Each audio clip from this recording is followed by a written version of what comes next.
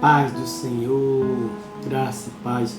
Gente, eu estava vendo Romanos, como eu já disse, estava estudando Romanos, né? Quer dizer, estou estudando. E Romanos 10 diz assim, no verso 13, diz: porque todo aquele que invocar o nome do Senhor será salvo. Amém? Todo aquele que invocar o nome do Senhor. Romanos 10 é um pequeno resumo do Evangelho de Cristo e da rejeição dos judeus e aceitação dos gentios. Então, Romanos 10 resume um contexto histórico e teológico. O zelo sem entendimento dos judeus.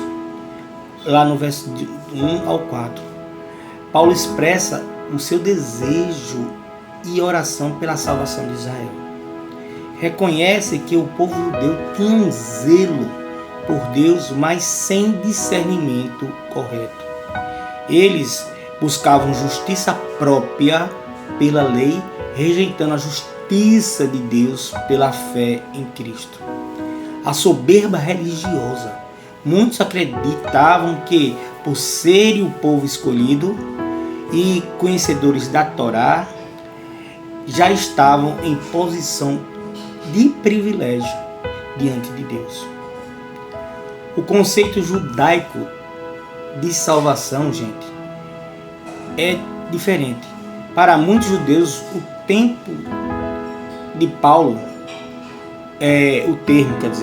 de Paulo, salvação não era primariamente a redenção espiritual e eterna.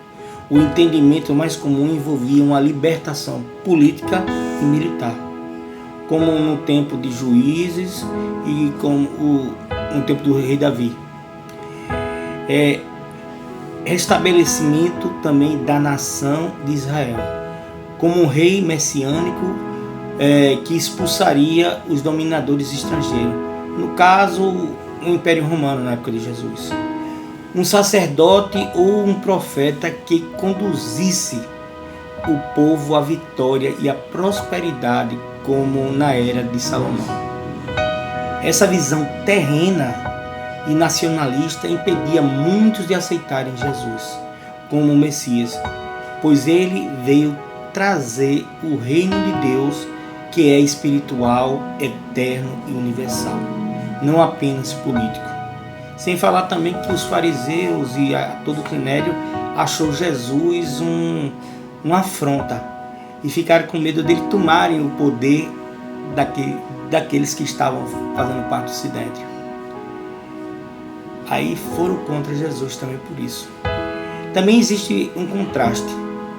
Enquanto esperavam um libertador eterno, quer dizer, um libertador terreno, Jesus ofereceu a libertação do pecado e a reconciliação com Deus, algo que exigia humildade e arrependimento.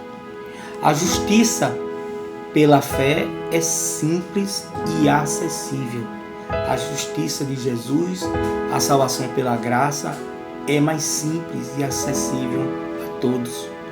Não é preciso grandes façanhas ou poder político para alcançar a salvação eterna, a salvação espiritual, a reconciliação com Deus. A palavra está perto e no coração e na boca. Como diz lá, se com a tua boca confessares a Jesus e como Senhor, e em teu coração creres que Deus o ressuscitou entre os mortos, serás salvo. A salvação também para todos sem distinção. O mesmo Senhor é o Senhor de todos, os judeus e gentios. Todo aquele que invocar o nome do Senhor será salvo, como eu já li antes, no verso 13. Paulo amplia o conceito de salvação. Não é privilégio nacional do povo judeu, é uma oferta universal. E os judeus não entenderam isso. a necessidade da pregação. Ele fala no verso 14 ao 17. Para crer é preciso ouvir. Para ouvir, alguém precisa anunciar, pregar. A fé vem pelo ouvir a palavra de Deus, a palavra de Jesus Cristo. Essa pregação rompe barreiras culturais e sociais. A rejeição de Israel e a aceitação dos gentios. Ele enfatiza do verso 18 ao 21. O cumprimento das profecias.